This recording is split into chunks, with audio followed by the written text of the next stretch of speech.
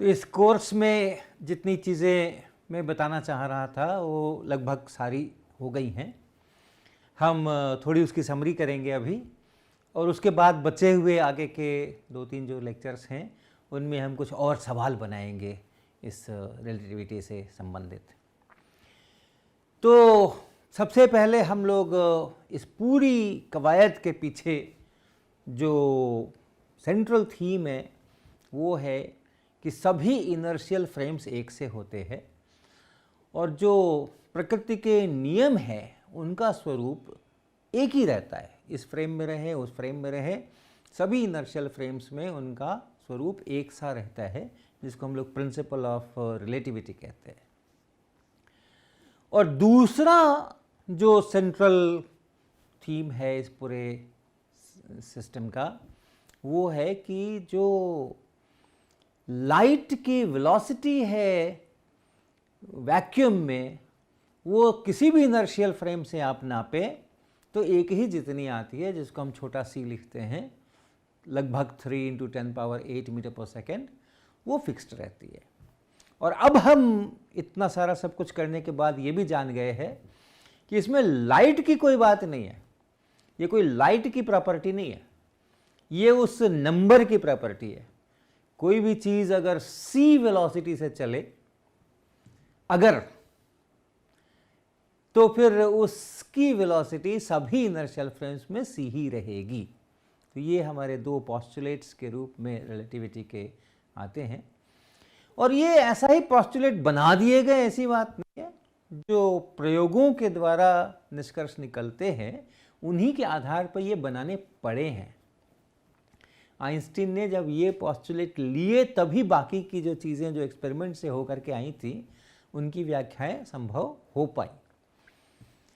तो हम लोग मुख्य जो उससे हमने परिणाम निकाले, उन दो पोस्टुलेट से जो हमने परिणाम निकाले, उसमें हम लोगों ने सबसे महत्वपूर्ण लॉरेंट्ज ट्रांसफॉर्मेशन की बात की कि अगर दो फ्रेम्स हों, एक फ्रेम को हम एस प्राइम कहें, एक फ्रेम को एस कहें, एस प्राइम फ्रेम एस की अपेक्षा पॉजिटिव एक्स डायरेक्शन में चल रहा हो, यूनिफॉर्म वेलोसिटी v से, दोनों इनर्शियल फ्रेम्स हों, और कोई इवेंट हो, कोई घटना हो। इवेंट यानी जिसका कि हम लोकेशन बता सकें और जिसका टाइमिंग बता सकें, तो हम उसको इवेंट कहते हैं।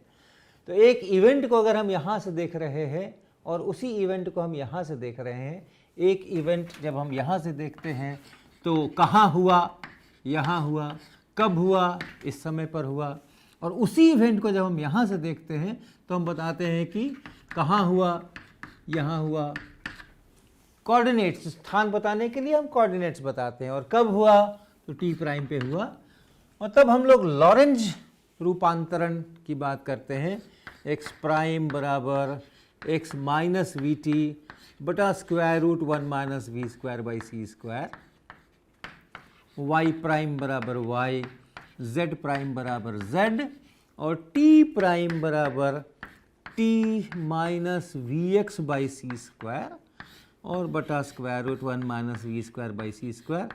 ये लॉरेंज रूपांतरण के समीकरण कहलाते हैं, और इनका आप इन्वर्स लॉरेंज ट्रांसफॉर्मेशन भी कर सकते हैं। अगर आपको ये प्राइम्ड कोऑर्डिनेट्स पता है और आप ये जानना चाहते हैं तो इसी में v की जगह माइनस v कर दें और सभी अनप्राइम्ड वालों को प्राइम्ड बना दें, प्राइम्ड वालों को अनप्राइम्ड बना दें, तो वो भी निकल करके आ जाता है। उसको अगर आप लिखें तो x बराबर x prime plus v t prime ऐसा, y बराबर y प्राइम, z बराबर z प्राइम, और t बराबर t prime plus v x by C square बटा square root 1 minus we square by C square. ये इन्वर्स लॉरेंज ट्रांसफॉर्मेशन हुआ S prime से S में आने के लिए, और ये लॉरेंज ट्रांसफॉर्मेशन हुआ एस से एस प्राइम जाने के लिए। इसके आधार पे हम लोगों ने लेंथ कॉन्ट्रैक्शन की बात की, प्रॉपर लेंथ या रेस्ट लेंथ। तो हमने एक प्रॉपर लेंथ ये परिभाषित की, और ये वो लेंथ है जो हम उस फ्रेम से नापते हैं जिसमें ये लेंथ स्थिर है, इसीलिए इसको रेस्ट लेंथ भी कहते हैं, विराम लंबाई।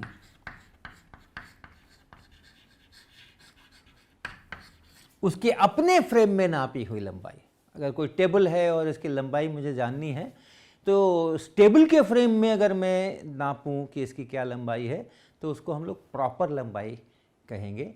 लेकिन अगर ये टेबल मेरी अपेक्षा चल रही है और तब मैं इसकी लंबाई नापूं बिल्कुल विधि सम्मत तरीकों से, वो जो लंबाई आएगी वो इम्प्रॉपर लेंथ होगी। और उस इम्प्रॉपर लेंथ में और प्रॉपर लेंथ में इस लॉरेंज ट्रांसफॉर्मेशन इक्वेशन के अनुसार हमारे संबंध निकलते हैं।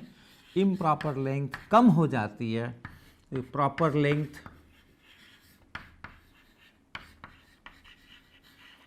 गुना square root 1 minus we square by C square. अपने रेस्ट फ्रेम में जो आप लेंथ नापोगे तो वो सबसे अधिक मिलेगी, किसी दूसरे फ्रेम से नापेंगे जिसमें ये चल रहा हो तो कम मिलेगी। और कितने से कम मिलेगी तो ये है उसका फैक्टर। इसी तरह हम लोगों ने प्रॉपर टाइम इंटरवल डिफाइन किया। प्रॉपर टाइम इंटरवल, समय अंतराल। प्रॉपर टाइम इंटरवल किसमें? दो इवेंट्स के बीच में। अगर दो इवेंट्स हैं हमारे पास, एक इवेंट कहीं हुआ, दूसरा इवेंट कहीं और हुआ, किसी अन्य समय पर हुआ, दो इवेंट्स अगर हैं और उनके बीच अगर हम कितना समय गुजरा है वो निकाल रहे हैं, तो अगर ये दोनों इवेंट्स किसी फ्रेम में एक ही स्थान पर होते हैं, पहला इवेंट जिस कोऑर्डिनेट पर हुआ है दूसरा इवेंट भी अगर उसी कोऑर्डिनेट पर हुआ है, तो उस फ्रेम में अगर हम टाइम इंटरवल नापेंगे तो उसको हम कहेंगे प्रॉपर टाइम इंटरवल। और इसी तरह से इम्प्रॉपर टाइम इंटरवल यानी किसी दूसरे फ्रेम से जहां ये दोनों घटनाएं अलग अलग जगहों पर हो रही है तो उसको हम लोग कहेंगे इम्प्रॉपर टाइम इंटरवल। और उसका जो रिलेशन है इम्प्रॉपर टाइम इंटरवल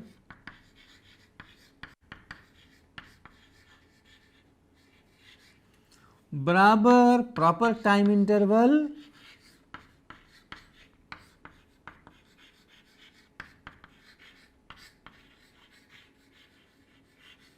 और बटा square root 1 minus we square by C square. याद रखिएगा जो प्रॉपर लेंथ होती है वो सबसे बड़ी होती है। किसी दूसरे फ्रेम में जाएंगे तो वो लेंथ कम दिखेगी, इसलिए उसको लेंथ कॉन्ट्रैक्शन कहते हैं। ये जो सूत्र है इसको हम लोग लेंथ कॉन्ट्रैक्शन कहते हैं, लंबाई में संकुचन।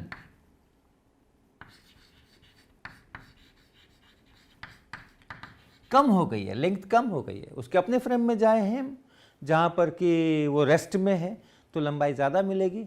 और वही चीज़ अगर किसी दूसरे फ्रेम से देखते हैं जहाँ वो चल रही है तो उसके लंबाई में संकुचन हुआ मिलेगा। और ये भी आपको याद होगा कि ये लंबाई में संकुचन उस पदार्थ के किसी गुण के कारण से नहीं हो रहा।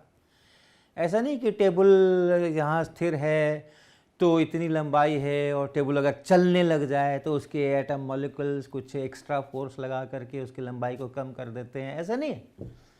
इवन जो ब्लैंक स्पेस है, अगर हमारे पास में दो पोल्स हैं और उसके बीच का स्पेस है उसका भी संकुचन हो जाता है।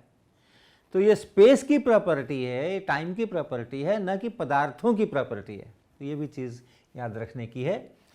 और इसी तरह से यहाँ टाइम को अगर हम देखें तो जो प्रॉपर टाइम इंटरवल है वो सबसे छोटा टाइम इंटरवल है।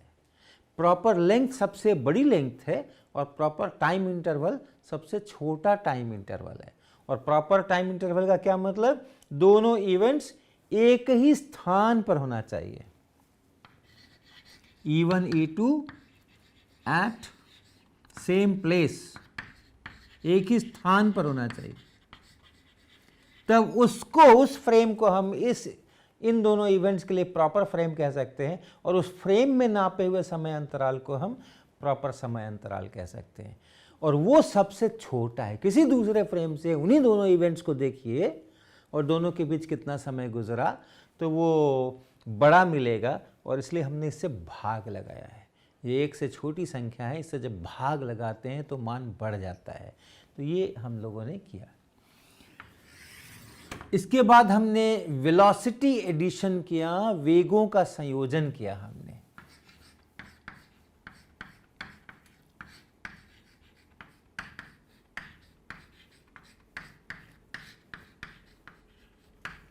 वेलोसिटी एडिशन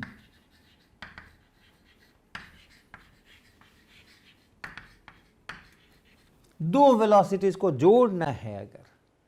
अगर एक फ्रेम है, एस प्राइम फ्रेम मान लें, जो कि एस फ्रेम की अपेक्षा v वेलोसिटी से चल रहा है, और इस एस प्राइम फ्रेम की अपेक्षा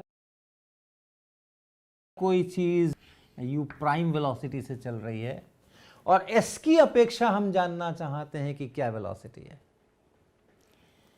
तो अगर गैलीलियन ट्रांसफॉर्मेशन होता तो हम सीधा इन दोनों को जोड़ देते।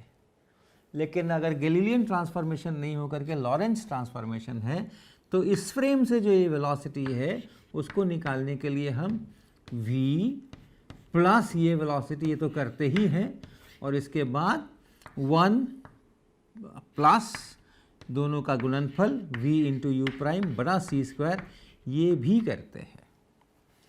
अगर ये x डायरेक्शन के कंपोनेंट है, x डायरेक्शन के अगर कंपोनेंट है तो हम ये करते हैं, तो इसको हम ux कह सकते हैं। अगर हम s में वेलोसिटी हमें पता है और s प्राइम की अपेक्षा हम जानना चाहते हैं, अगर किसी कण का वेग s में हमें पता है कि u है और हम s प्राइम में जानना चाहते हैं, तो कैसे लिखेंगे? ux प्राइम, ux प्राइम हम लिखेंगे ux, ये x कंपोनेंट है, और माइनस v, और तब बटा 1 माइनस ux इंटू वी और बटा सी स्क्वायर। अगर गैलीलियन ट्रांसफॉर्मेशन होता, s में u वेलोसिटी है, s प्राइम v वेलोसिटी से चल रहा है, तो s प्राइम में इसकी क्या वेलोसिटी होती, तो हम u में से इस v को घटा लेते हैं। तो u में से v को हमने घटाया है, लेकिन नीचे ये एक एक्स्ट्रा डिनोमिनेटर आ गया है। तो आप नॉर्मल गैलीलियन ट्रांसफॉर्मेशन के अनुसार जैसा लिखते, अगर आप ऐसा लिखते तो इसको लिखें, ऐसा लिखते तो इसको लिखें, और यहाँ पे प्लस है तो यहाँ भी प्लस लगा करके ये डिनोमिनेटर बना लीजिए, यहाँ माइनस है तो यहाँ भी माइनस लगा के डिनोमिनेटर बना लीजिए। y डायरेक्शन में भी वेलोसिटीज में परिवर्तन होता है। हालांकि लॉरेंस ट्रांसफॉर्मेशन में आप देखें तो y प्राइम बराबर y है, कोई परिवर्तन नहीं है y डायरेक्शन में, z प्राइम बराबर z है, कोई परिवर्तन नहीं है। लेकिन अगर आप वेलोसिटी का y कंपोनेंट लिखें या z कंपोनेंट लिखें तो परिवर्तन आएगा, क्योंकि हमें टाइम से भी भाग लगाना होता है, टाइम इंटरवल से भी भाग लगाना होता है, और टाइम इंटरवल बदल जाते हैं, अलग अलग फ्रेम में अलग अलग हो जाते हैं, इसलिए ये भी बदल जाता है। तो अगर ये ux प्राइम है और uy प्राइम अगर आप लिखना चाहते हैं तो वो uy into square root 1 minus we square by C square, और फिर यही denominator 1 minus U X V by C square, और ठीक इसी प्रकार से z कंपोनेंट उसी प्रकार से आप लिख सकते हैं। तो ये वेलोसिटी के एडिशन के इक्वेशंस हम लोगों ने किए, और इसमें से कई सारी अच्छी अच्छी चीज़ें निकल कर के आई। एक ये निकल कर आया कि अगर किसी फ्रेम में किसी चीज़ की वेलोसिटी c हो जाए, ये ux प्राइम जैसे c हो जाए, या ये ux है c हो जाए, या स्पीड किसी भी डायरेक्शन में हो, स्पीड अगर c हो जाए, तो किसी दूसरे फ्रेम से अगर आप करेंगे और ये सारा गणित करेंगे तो उस दूसरे फ्रेम से भी वो c ही निकल के आएगा, इस फॉर्मूले के अनुसार भी। तो इसलिए जो सेकंड पोस्टुलेट था कि प्रकाश का वेग शून्य में निर्वात में सभी फ्रेम्स में एक सा रहता है, वो केवल प्रकाश की बात नहीं है, कुछ भी अगर c वेलोसिटी से चले, अगर आप यहाँ c लिख दें, यहाँ c लिख दें, तो काट पीट करके ये भी c ही आ जाएगा। तो ये चीज़ें हम लोगों ने वेलोसिटी एडिशन में की। उसके बाद हमने डायनामिक्स की चर्चा की, रिलेटिविटी में हमने डायनामिक्स की चर्चा की और हमने ये पाया कि F बराबर ma, इससे हमारा काम नहीं चलता।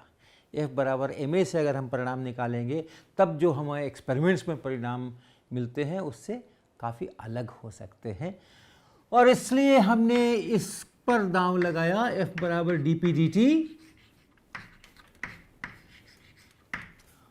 लेकिन अगर हमें ऐसा लिखना है और जो लीनियर मोमेंटम है, रेखीय संवेग है, उसका अगर संरक्षण होना है, अगर ये F बराबर 0 हो जाए तो dp/dt भी 0 हो जाएगा और तब P बराबर कांस्टेंट हो जाएगा। अर्थात अगर कोई निकाय है और उसका कुछ रेखीय संवेग है और बाहर से कोई बल उस पर नहीं लग रहे हैं तो वो रेखीय संवेग हमेशा स्थिर रहता है। तो उसको करने के लिए हमें ज़रूरी हो गया कि P बराबर mv, इसको हम अगर लिखते हैं ऐसे, तो ये मास उस पार्टिकल का जो घोषित मास है, घोषित द्रव्यमान है, वो नहीं होकर के कुछ और है। और वो हम लोगों ने कैसा लिखा, इसको हम लोगों ने लिखा P बराबर m0। ये पार्टिकल का अपना द्रव्यमान है, हर पार्टिकल का अपना एक द्रव्यमान होता है जो किताबों में लिखा रहता है, इलेक्ट्रॉन का इतना, प्रोटॉन का इतना, इस कण का उतना, उस कण का इतना, इंटू v। अगर हम नॉन रिलेटिविस्टिक मैकेनिक्स कर रहे होते तो यहीं पे रुक गए होते, न्यूटन के नियम जो सामान्यतः हम इस्तेमाल करते हैं, हम यहीं रुक गए होते। लेकिन ये हमने यहाँ पे और जोड़ना पड़ेगा मुझे ऐसा, ये लीनियर मोमेंटम जब हम बोलेंगे तब फिर ये इक्वेशन सही होंगे और कंजर्वेशन भी सही होगा, सब कुछ सही होगा। और ये जो क्वांटिटी है m, हम इस चीज़ को बोलते हैं, हम अभी भी हम P बराबर mv को रख सकते हैं बशर्ते कि हम एक नए किस्म का द्रव्यमान परिभाषित करें और वो द्रव्यमान इतना हो, जिसको हम लोग रिलेटिविस्टिक मास कहते हैं।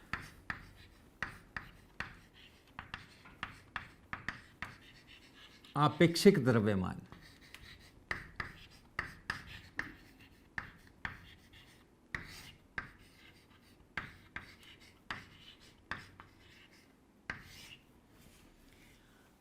ये रेखीय संवेग का मामला हुआ।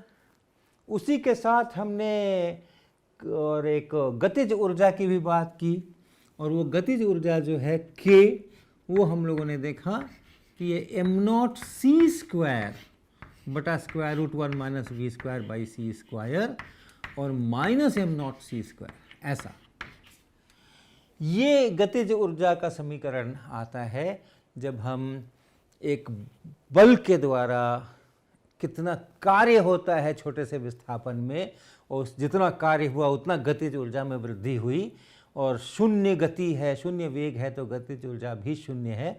इसको लेकर जब हम कैलकुलेशंस करते हैं तो ये हमें काइनेटिक एनर्जी का, गतिज ऊर्जा का ये व्यंजक प्राप्त होता है।